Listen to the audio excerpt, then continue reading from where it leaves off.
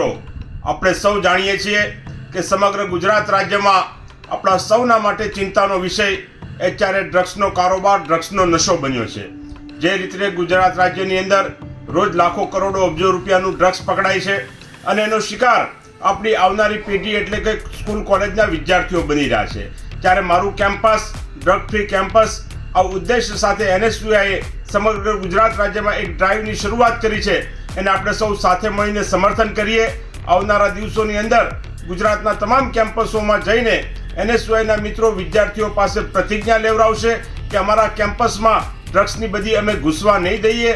અને મારી વિનંતી છે કે ગુજરાત રાજ્યની જુદી જુદી કોલેજોના આચાર્યોને, અધ્યાપકોને, જુદી જુદી યુનિવર્સિટીના કુલપતિઓને કે આપ પણ આ અભિયાનમાં આ મિત્રોને સાથ અને સહકાર આપો।